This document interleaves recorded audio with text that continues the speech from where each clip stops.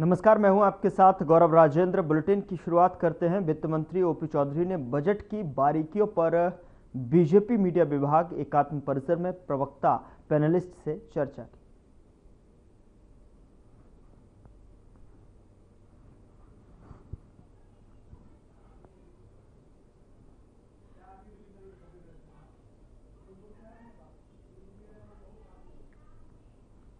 खबर रायपुर से है, जहां कोरबा लोकसभा क्षेत्र की लगातार दूसरी बार निर्वाचित सांसद ज्योत्सना चरण दास महंत ने बीते सोमवार को छत्तीसगढ़ सरकार के मुख्यमंत्री विष्णुदेव साय के नेतृत्व में वित्त मंत्री ओपी चौधरी द्वारा सदन में प्रस्तुत किए गए बजट 2025 पर प्रतिक्रिया व्यक्त करते हुए कहा कि इस बजट में युवा, बेरोजगार किसानों और आमजनों के लिए क्या कुछ है।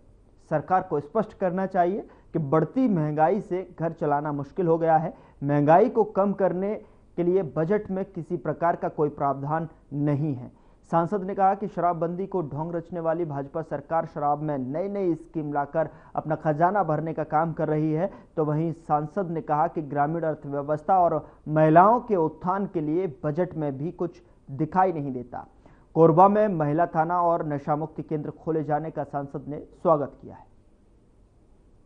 दारू में 10% की छूट, पेट्रोल पे 1% की छूट। बात यह है कि बजट जब से हम पैदा हुए घरों में देखते हैं, परिवार में 1 महीने का टारगेट लेके चलते हैं।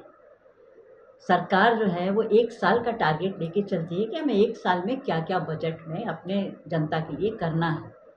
दूसरी चीज़ ये कि 2047 तक हम वहाँ भी सुनते हैं, 2047 तक हम यहाँ भी सुनते हैं। तो जनता में से पता नहीं कितनी जनता रहेगी या नहीं रहेगी। हमें 2047 तक नहीं चाहिए विकास, हमको विकास नहीं चाहिए। हमें जो काम हो रहा है उसकी गारंटी 1 साल के लिए चाहिए। बजट होना चाहिए 1 साल के लिए, और यही सही होता है। और जुमलेबाजी और एब्रीवेशन से बजट नहीं बनता है। आपको बजट को बताना कि ये है, पहले ज्ञान का था अब गति का है। देखिए, गति तभी आएगी जब हम लोग सब मिल करके उसको काम करेंगे। पार्टी किसी की भी हो, जनता सबसे पहले होना चाहिए, और जनता के लिए जो काम है, जो उन्होंने छूट देनी चाहिए, उसे स्पष्ट होना चाहिए कि हमारा ये टारगेट है, हम ये करेंगे। जो उन्होंने कहा उसमें कुछ बातें ठीक है कि भाई मेडिकल कॉलेज खोल रहे हैं, अच्छी बात है, लेकिन नर्सिंग कॉलेज भी खोल रहे हैं। हमारे यहाँ भी कहा, वो भी हमें मालूम है कि ऊपर हमारे आदेश हो चुके हैं, मेडिकल कॉलेज में नर्सिंग कॉलेज भी खुलेगा। तो उन्होंने कोई टारगेट नहीं दिया कि कहाँ क्या करना चाहिए। हमारे कितने बेरोज़गार भाई हैं, उनको नौकरी देना चाहिए, जो नौजवान पढ़ लिख के निकले हैं। हमारी महंगाई के लिए उन्होंने कुछ नहीं कहा। आप ही ने सुना होगा कि दारू में कुछ तो ज्ञान को गति तभी मिलती है ना जब आदमी कहते हैं कि शराब पीने बाद सच बोलता है। तो शराब को सस्ती की ताकि ज्ञान को गति मिले, पेट्रोल को नहीं। फिर छत्तीसगढ़ में तो इसका सेवन करने वाले बहुत हैं, तो निश्चित रूप से उसमें इन्होंने गति दे दी है। और सब्जी भाजी में नहीं दी, तेल में नहीं दी, महंगाई में गैस में नहीं दी। 500 रुपये का इनने कहा था जीतने के लिए। लेकिन आपके लोकसभा क्षेत्र को उन्होंने बहुत बड़ी सौगात दी है कि जांजगीर, चंपा, कोरबा और अगरतला, इस क्षेत्र को हम मिनी औद्योगिक क्षेत्र बनाएंगे जी। विस्तार से नहीं, लेकिन इतना बड़ा नहीं किया है, कुछ काम अच्छे भी हैं। आपके क्षेत्र में हम बुराई नहीं कर रहे, मिनरल माइंस की काफी संभावना है। बिल्कुल करेंगे, और होना भी चाहिए। आखिरकार सरकार बनती क्यों है? हमारे जो अपेक्षाएं हैं जनता की, जो जिस हम लोगों ने विश्वास के साथ उनको चुना है हमारी जनता ने, तो उसको पूरा खरा उतरना चाहिए और वो करना चाहिए। लेकिन सवाल ये है कि 2047 तक ही क्यों? हमारा मानना ये है कि बजट जो होता है वो 1 साल के अंदर उसकी पूर्ति करना। आप 2047 तक की बात करते हैं तो हमारे समझ में नहीं आता है कि 2047 क्यों, 2030 क्यों, ये अभी क्यों नहीं? आप बात करो 2026 तक की, क्योंकि आज हैं हम, कल हैं, हो ना हो ये कौन जानता है। सोच और विजन में कमी है क्या, या ये मान के चलने के लिए यही रहेंगे? देखिए, इन लोगों का विजन सिर्फ इतना है कि कांग्रेस ये नहीं करती, कांग्रेस ये नहीं करती, ऊपर भी वही चलता है, यहाँ भी वही चलता है। गहरी टीस है कांग्रेस संभव, स्वाभाविक है, क्योंकि स्वतंत्रता भी कांग्रेस नहीं दिलाई, और कुछ नहीं था भारत में। जब हमारे अंग्रेज यहाँ से छोड़ के गए थे तो यहाँ पर कुछ नहीं था, और इतना जो हुआ है वो आखिरकार क्या इन्होंने एक साल में कर लिया? छत्तीसगढ़ में भी जो एम्स खुला है, जो कहा उन्होंने, आखिरकार ये पिछले 60-70 सालों में जो हमारे इंडिया में, ये भारत में हमारे एम्स खुले हैं, IIT खुले हैं, हमारे भिलाई खुला है, ये क्यों है ऐसा?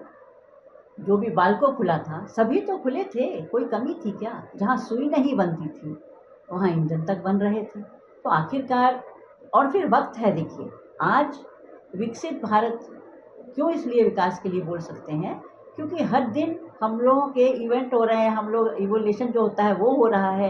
हम लोग पहले चूल्हे में खाना बनाते थे, फिर गैस में बनाने लगे। देखिए विकास होता है, समय के अनुसार होता है।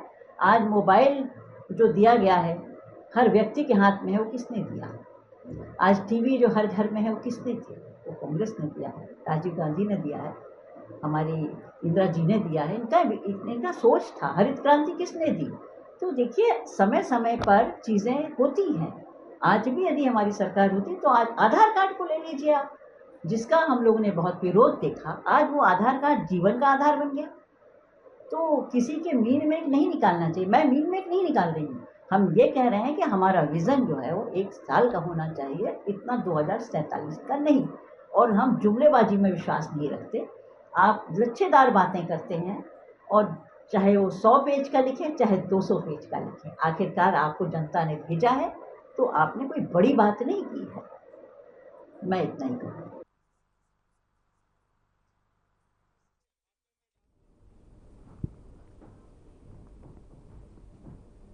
उधर ईडी की कार्यप्रणाली के विरोध में और ईडी द्वारा कांग्रेस के दफ्तर में नोटिस भेजने एवं कांग्रेस के महामंत्री मलकीत सिंह गेंदू को जबरिया घंटों ईडी ऑफिस में बैठाने के विरोध में कांग्रेस ने ईडी ऑफिस के सामने धरना प्रदर्शन किया। वहीं धरने को संबोधित करते हुए प्रदेश कांग्रेस अध्यक्ष दीपक बैज ने कहा कि देश के इतिहास में पहली बार राजनीतिक दल के दफ्तर पर सेंट्रल एजेंसी आता है और आकर कहता है कि आपके नाम से नोटिस आया है, समन आया है।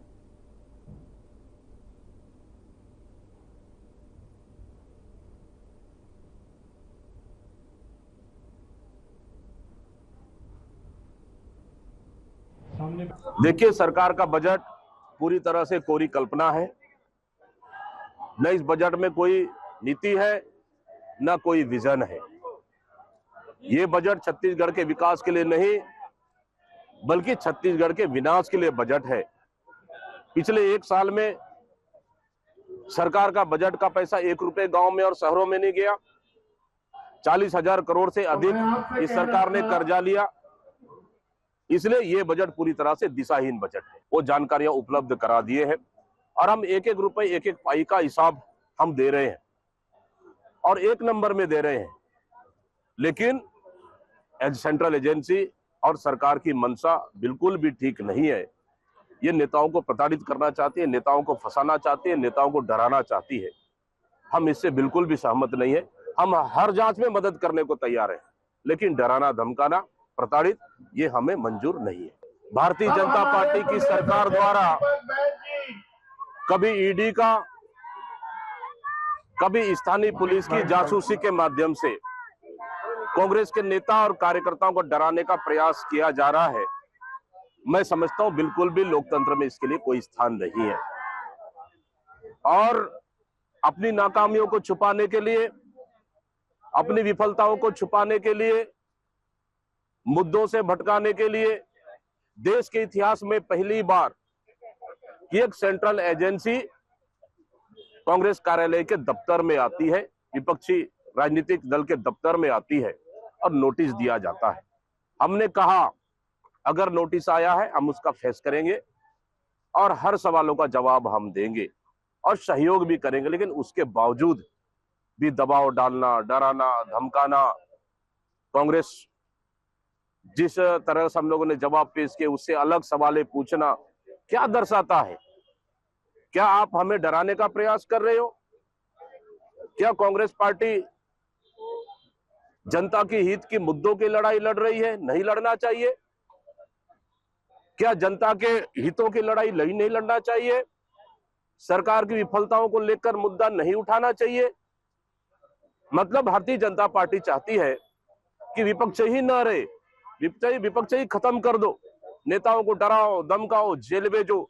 अरे हम तो सहयोग करने के लिए आए हैं, लेकिन जिस तरह से ये सेंट्रल एजेंसियों का दुरुपयोग भारतीय जनता पार्टी कर रही है और स्थानीय पुलिस के द्वारा जिस तरह जासूसी कर रही है, मैं समझता हूं लोकतंत्र में इसके लिए बिल्कुल भी स्थानीय नहीं है, इसके लिए स्थान नहीं है। और डराना धमकाना बंद करे। हम लोकतांत्रिक रूप से लड़ाई लड़ेंगे, डरने वाले नहीं है, मजबूती के साथ लड़ेंगे। इसलिए आज कल 1 तारीख को पूरे प्रदेश में ईडी और भारतीय जनता पार्टी सरकार के खिलाफ में पुतला दहन हुआ और आज ईडी के खिलाफ में जबरदस्त कांग्रेस पार्टी प्रदर्शन कर रही है, ताकि कम से कम इस तरह की डराना धमकाना और सेंट्रल एजेंसियों का दुरुपयोग करना सरकार बंद करे। छत्तीसगढ़ सरकार के बजट को लेकर सीपीआई नेता कमलेश झाड़ी का बयान सामने आया है। उन्होंने कहा कि यहां के किसान, मजदूर और बेरोजगारों के लिए निराशाजनक है। महंगाई के क्षेत्र में कुछ भी नहीं है, रोजगार नहीं के बराबर है, कर्मचारी वर्ग में भी निराशाजनक है।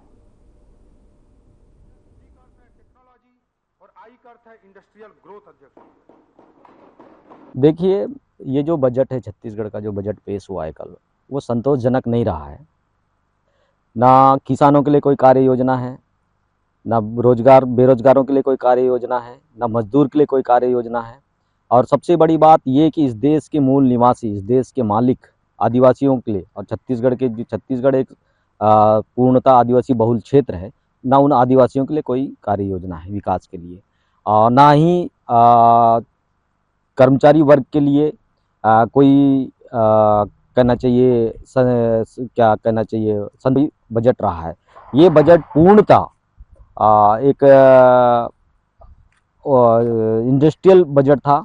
ये मध्यम वर्ग के लिए भी और गरीबों के लिए भी बिल्कुल संतोषजनक नहीं रहा। ना इस बजट में महंगाई को कोई ध्यान में रखा गया है। देखिए, ये तो जो सरकार की जो नीति है वो इसमें साफ दर्शाता है कि यहाँ के जो गरीब किसान, आदिवासी, मजदूर, जो खासकर बस्तर क्षेत्र के जो क्या कहना चाहिए एक संवेदनशील क्षेत्र है, इस क्षेत्र में भी बिल्कुल उनके लिए कुछ नहीं रहा है। और सरकार के लोग तो ढोंग पीटेंगे ही कि ये बजट मध्यम वर्ग के लिए है, गरीब लोग के लिए, लेकिन आप बजट में देखिए किसान, गरीब, मजदूर, इनके लिए कुछ भी नहीं है। जहाँ तक का महंगाई, इस देश के अंदर महंगाई चरम सीमा तक है। महंगाई को लेकर के तो कुछ भी नहीं है। लोग महंगाई से हाहाकार मचा हुआ है, लोग परेशान है महंगाई को लेकर। और यहाँ बेरोजगारी इतनी तादाद में बढ़े, इतने लोग पढ़े लिखे हुए हैं, ये बेरोजगार युवा जो सड़कों में भटक रहे हैं, उनके लिए भी कुछ नहीं है। हम समझते हैं कि ये बजट टोटल ही एक इंडस्ट्रियल बजट है, उद्योगपतियों के लिए है और व्यापारियों के लिए है, सेठ साहूकारों के लिए ये बजट है। और भाजपा तो एक कहना चाहिए पूंजीपति पार्टी है और औद्योगिक क्षेत्र में ही ज़्यादा फोकस करेगी, ये हमें पता है। ये सरकार जो भाजपा की सरकार है, ये बिल्कुल आदिवासी, किसान, मजदूर के हित में ये बजट पेश नहीं करेगी, हमें पता है। और इस बजट में बिल्कुल नहीं है मध्यम वर्ग के लिए, निम्न वर्ग के लिए, गरीब, किसान, मजदूर के लिए बिल्कुल कुछ नहीं है। देखिए, आपको ये जो नियत नेलानार का जो पॉलिसी है, आपको आने वाले दिनों में समझ में आ जाएगा कि ये नियत नेलानार के तहत कितना विकास हो रहा है। आने वाले 1-2 साल में आपको समझ में आ जाएगा। हम तो विकास देख रहे हैं ग्रामीण अंचलों में, नक्सल प्रभावित क्षेत्रों में किस तरीके से ठेकेदारी सिर्फ अपना विकास कर रहे हैं, ये सबके सामने है। और रही बात बीजापुर में जो नर्सिंग कॉलेज की जो दी है सौगात, जिसका हम स्वागत करते हैं, स्वागत योग्य है, लेकिन ज़मीन में कितना इम्प्लीमेंटेशन होता है, इस चीज़ को देखने की आवश्यकता है। सिर्फ सड़कें बनाना और बिल्डिंगें बनाना, इस चीज़ को हम विकास नहीं मानते हैं। हम विकास मानते हैं हर हाथ को काम होना चाहिए और हर बेरोजगार को रोजगार मिले। आज आप देख रहे हो, अभी की बात, यहाँ तो पढ़ने वाले लड़के भी पलायन हो चुके हैं, यहाँ रोजगार नहीं है। यहाँ के पूरे आदिवासी, यहाँ के सब लोग आंध्र, तेलंगाना, महाराष्ट्र, छत्तीसगढ़ से सटे बॉर्डरों में पलायन हो जाते हैं। आज आप गांव में जाके देखिए, आपको कोई नहीं मिलेगा, यहाँ रोजगार है ही नहीं। बात करते हैं बड़ी बड़ी कि हम गरीबों के लिए, किसानों के लिए, निम्न वर्ग के लिए ये बजट है, कुछ नहीं है। आप देखिए, सब पलायन हो चुके हैं रोजगार की तलाश के लिए, बिल्कुल रोजगार नहीं है यहाँ पे। परेशानी में जूझ रहे हैं लोग। देखिए, छत्तीसगढ़ सरकार जो पत्रकारों के लिए किया होगा, अन्य जिलों में नहीं किया है, ये भी संदेहास्पद है। ये सिर्फ प्रेस के साथियों के लिए एक लॉलीपॉप उस क्षेत्र में दिया गया है। आने वाले दिनों में देखना पड़ेगा और इस संबंध में हम सबको सोचना पड़ेगा कि ये सरकार किस तरीके की है। उधर छत्तीसगढ़ के वित्त मंत्री ओपी चौधरी ने बीते सोमवार को राज्य विधानसभा में वित्त वर्ष 2025-26 के लिए बजट पेश किया। तो वहीं राज्य के बजट को भाजपा प्रदेश अध्यक्ष किरण देव ने बताया कि दूरदर्शी बजट छत्तीसगढ़ के विकास की गति बढ़ाने वाला बजट है। जनता को एक श्रेष्ठ बजट सौंपा गया है। आपको बता दें कि मुख्यमंत्री विष्णुदेव साय, वित्त मंत्री ओपी चौधरी का हम अभिनंदन करते हैं। बजट छत्तीसगढ़ के यशस्वी मुख्यमंत्री आदरणीय विष्णुदेव साय जी और आदरणीय वित्त मंत्री ओपी चौधरी जी का बहुत बहुत अभिनंदन, बहुत बहुत बधाई। छत्तीसगढ़ की जनता को एक श्रेष्ठ बजट प्रस्तुत किया गया है आदरणीय वित्त मंत्री के द्वारा। बहुस्पर्शी, बहुआयामी, सर्वव्यापी ऐसा बजट जो पूरे छत्तीसगढ़ के विकास को ध्यान में रख के लाया गया है, मैं उसके लिए बहुत बहुत बधाई देता हूँ आदरणीय मुख्यमंत्री जी को, आदरणीय वित्त मंत्री जी को। सभी वर्गों का, सभी क्षेत्रों का विकास की दृष्टि से समुचित ध्यान दिया गया है इस बजट में। हमारे विशेषकर बस्तर सरगुजा ऐसा वनवासी क्षेत्र है, वनवासी अंचल है और वहाँ पर विकास की अनेक संभावनाएं हैं और उसको उचित स्थान दिया गया है इस बजट में। उसमें कई विकास के कार्यक्रम, कई योजनाओं के लिए और प्रावधान बनाए गए हैं। साथ ही शिक्षा के क्षेत्र में, स्वास्थ्य के क्षेत्र में, पेयजल व्यवस्था को और निरूपित करने की दृष्टि से हो, युवाओं की दृष्टि से हो, हमारी मातृ शक्तियों का संबल बढ़ाने की दृष्टि से हो, चाहे हमारे किसान भाइयों के लिए हो, हमारे उद्योग के दृष्टि से, चाहे वो बड़े उद्योग हों, लघु उद्योग, मध्यम उद्योग हों, कुटीर उद्योग हों, इंफ्रास्ट्रक्चर का डेवलपमेंट को ध्यान में रखते हुए समूचे छत्तीसगढ़ के 5 संभाग में और समुचित रूप से विकास की अनेक संभावनाएं और योजनाओं के माध्यम से परिलक्षित हुई हैं। हमारे इस छत्तीसगढ़ को आदरणीय प्रधानमंत्री मोदी जी की जो परिकल्पना है कि 2047 तक और विकासशील भारत को विकसित देश में परिवर्तन करने की दृष्टि से जिस तरीके की उन्होंने योजनाएं बनाई हैं आदरणीय मुख्यमंत्री जी के नेतृत्व में, और उसी तरीके से पूरे छत्तीसगढ़ में विकासशील छत्तीसगढ़ को विकसित छत्तीसगढ़ में परिवर्तन करने की दृष्टि से उठाया गया एक महत्वपूर्ण कदम है। पिछला बजट ज्ञान को समर्पित था और यह इस बजट में ज्ञान को गति प्रदान करने की दृष्टि से और अनेक प्रावधान किए गए हैं। मैं बहुत बहुत बधाई पुनः आदरणीय मुख्यमंत्री विष्णुदेव साय जी को और आदरणीय वित्त मंत्री ओपी चौधरी जी को देता हूँ बहुत शुभ। उधर छत्तीसगढ़ के वित्त मंत्री ओपी चौधरी ने बजट प्रस्तुत करते हुए बजट की शुरुआत की छत्तीसगढ़ के महानायकों के शौर्य का वर्णन करते हुए की थी, जिस पर भूपेश बघेल ने बजट को कवि सम्मेलन करार दिया है। इस बयान पर तीखी प्रतिक्रिया देते हुए भाजपा प्रदेश मीडिया प्रभारी अमित चिमनानी ने कहा कि वीर गुंडाधुर और शहीद वीर नारायण सिंह जिनकी तलवार से अंग्रेज भी थरथराकर कांपते थे। भूपेश बघेल जी, आप उनका उपहास क्यों उड़ा रहे हैं? वीर गुंडाधुर और शहीद वीर नारायण सिंह की तलवार से अंग्रेज भी थरथर कांपते थे। माननीय वित्त मंत्री जी अगर बजट प्रस्तुत करते हुए उनके शौर्य का वर्णन कर रहे हैं तो भूपेश बघेल जी आप उसका उपहास क्यों उड़ा रहे हैं? गुरु घासीदास जी के महानता के संदेश का अगर बजट में जिक्र हो रहा है तो भूपेश बघेल जी आप उसका उपहास क्यों उड़ा रहे हैं? छत्तीसगढ़ को हम अगर 4 तीर्थ के बराबर मान रहे हैं तो भूपेश बघेल जी आप उसका उपहास क्यों उड़ा रहे हैं? आपकी बजट पर दी हुई प्रतिक्रिया ने छत्तीसगढ़ वासियों की आस्था को चोट पहुंचाई है, छत्तीसगढ़ की अस्मिता को चोट पहुंचाई है। आपने जो इस शौर्य गाथाओं के वर्णन को, गुरु घासीदास जी की महानता को कवि सम्मेलन बोल करके इसका उपहास उड़ाया है, छत्तीसगढ़ की जनता इसके लिए आपको कभी माफ नहीं करेगी।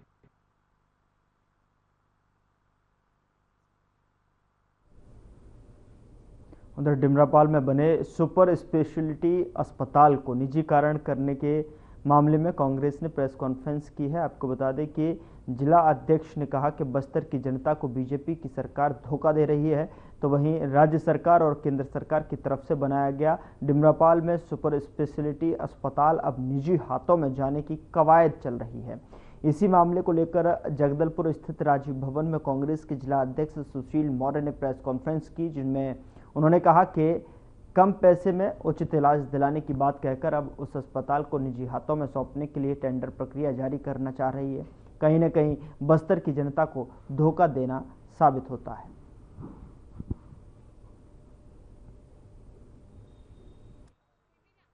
डबल इंजन की सरकार संवेदनशील नहीं है। आप सभी जानते हैं कि सुपर स्पेशलिटी हॉस्पिटल शुरू करने के लिए जिला प्रशासन और इस सूबे के स्वास्थ्य मंत्री कई बार निरीक्षण करने के बावजूद भी आज पर्यंत तक चालू नहीं हो पाया। वह सुपर स्पेशलिटी हॉस्पिटल को प्राइवेटाइजेशन के निजीकरण के रास्ते पर ले जा रहे हैं और अभी तक इस पर रुख स्पष्ट नहीं है। टेंडर की प्रक्रिया जारी हो चुकी है, इसके बावजूद अपोलो के स्टाफ जगदलपुर में आते हैं तो जगदलपुर के महापौर अपने फेसबुक आईडी से लिखते हैं कि किरण देव जी के निर्देश पर आज अपोलो हॉस्पिटल टीम के मैनेजमेंट टीम से हमारी मुलाकात। जब पूरी प्रक्रिया टेंडर में है तो आप अपोलो के स्टाफ से मिलने में इतनी जल्दबाजी क्यों दिखाई? कहीं ना कहीं सुपर स्पेशलिटी हॉस्पिटल को प्राइवेटाइजेशन देने के लिए भारतीय जनता पार्टी के नेता और डबल इंजन की सरकार लगा। अपोलो एक शब्दबाज है। बचेली में 20 सालों से अपोलो का हॉस्पिटल चल रहा है। ना तो वहाँ पर कार्डियो सर्जन है, ना न्यूरो सर्जन है और आज भी रिफर सेंटर बना।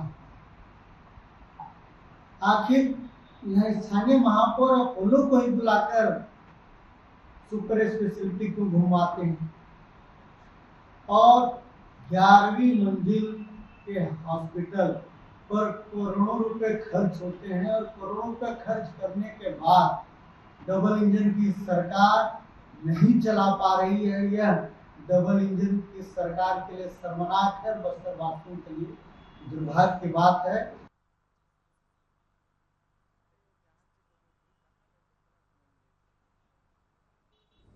उधर ईडी की कार्यप्रणाली के विरोध में और ईडी द्वारा कांग्रेस के दफ्तर में नोटिस भेजने एवं कांग्रेस के महामंत्री मलकीत सिंह गेंदू को घंटों ईडी ऑफिस में बैठाने के विरोध में कांग्रेस ने ईडी ऑफिस के सामने धरना प्रदर्शन किया। तो वहीं धरने को संबोधित करते हुए प्रदेश कांग्रेस अध्यक्ष दीपक बैज ने कहा कि देश के इतिहास में पहली बार राजनीतिक दल के दफ्तर पर सेंट्रल एजेंसी आता है और आकर कहता है कि आपके नाम से सम्मन आया है। ईडी के द्वारा भेजे गए सम्मन के आधार पर जानकारी देने के गए कांग्रेस के प्रभारी महामंत्री मलकीत सिंह गेंदू को जबरिया ईडी ऑफिस में घंटों बैठाया जाना बेहद ही आपत्तिजनक है। ईडी ने कांग्रेस ने जो है उसके जिला कार्यालय के निर्माण के संबंध में जानकारी मांगी थी। प्रभारी महामंत्री ईडी के द्वारा चाही गई जानकारी को देने ईडी ऑफिस गए थे। जानकारी प्राप्त करने के तुरंत बाद ईडी को उनको वापस आने देना चाहिए था।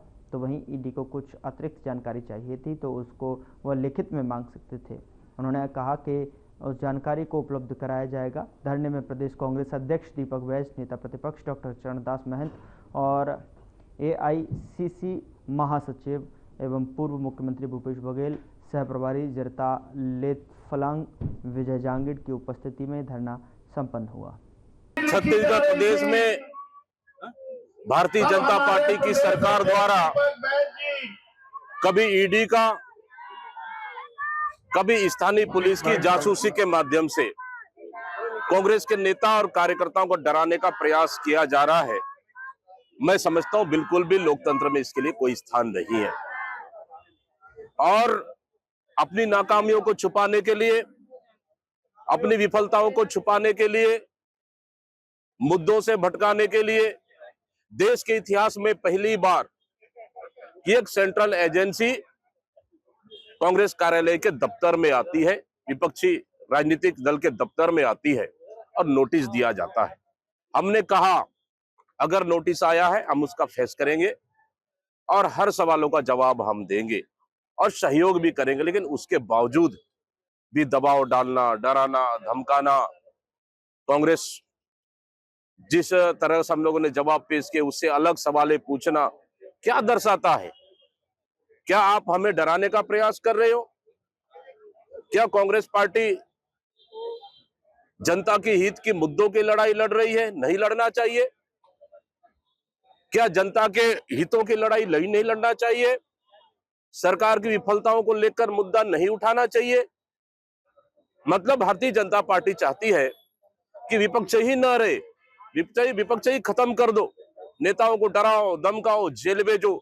अरे हम तो सहयोग करने के लिए आए हैं, लेकिन जिस तरह से ये सेंट्रल एजेंसियों का दुरुपयोग भारतीय जनता पार्टी कर रही है और स्थानीय पुलिस के द्वारा जिस तरह जासूसी कर रही है, मैं समझता हूं लोकतंत्र में इसके लिए बिल्कुल भी स्थानीय नहीं है, इसके लिए स्थान नहीं है।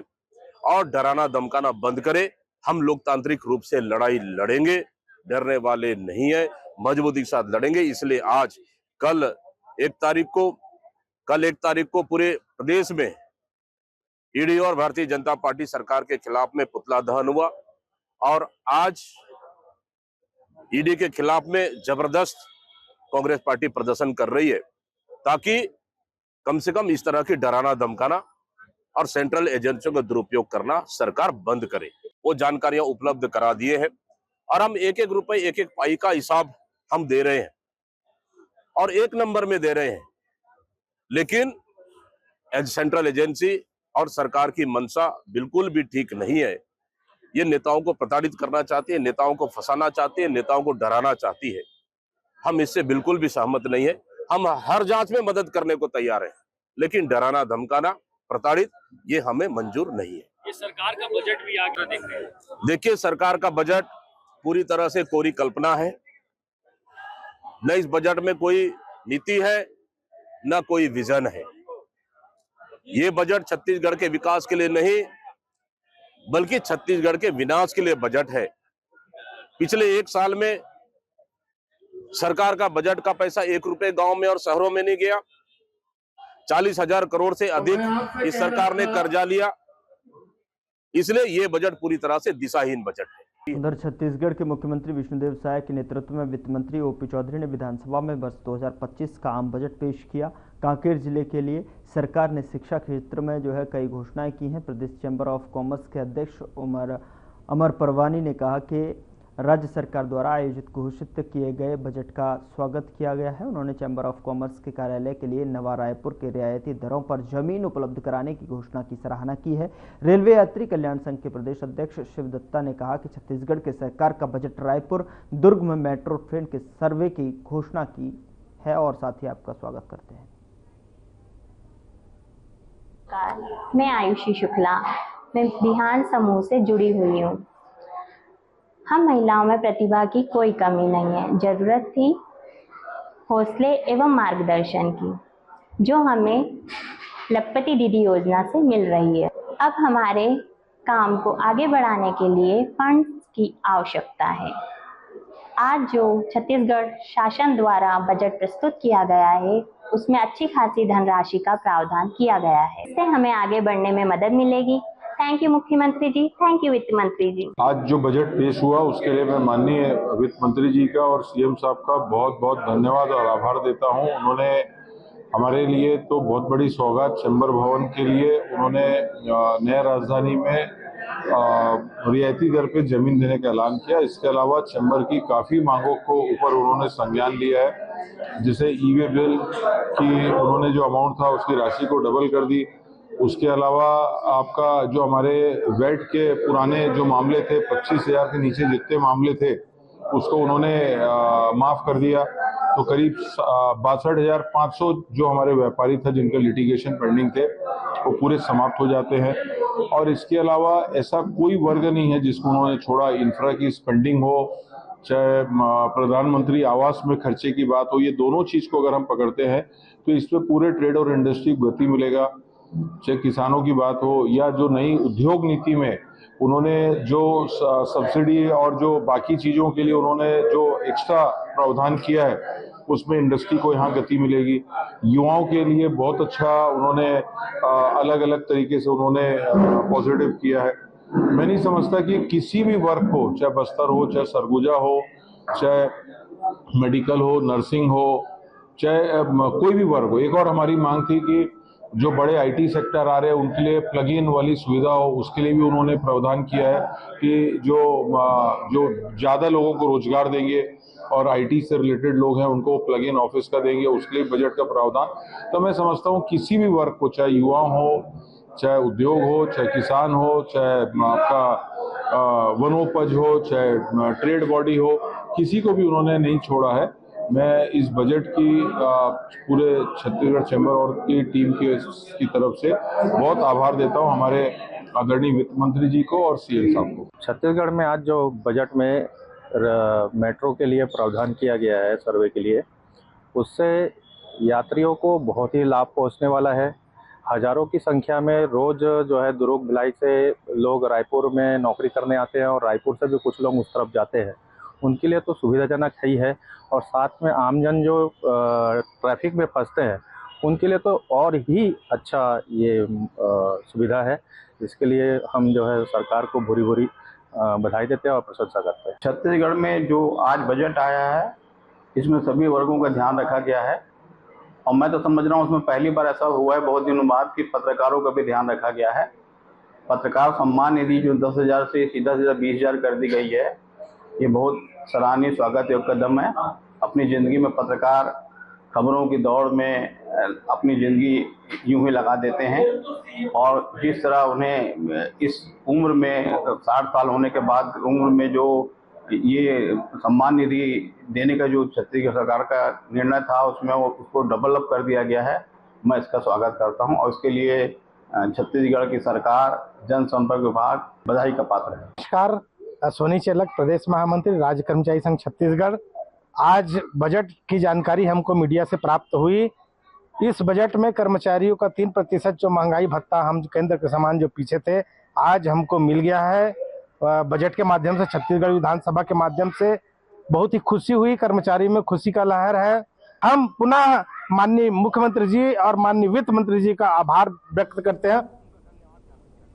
फिलहाल बुलेटिन में इतना ही। नमस्कार।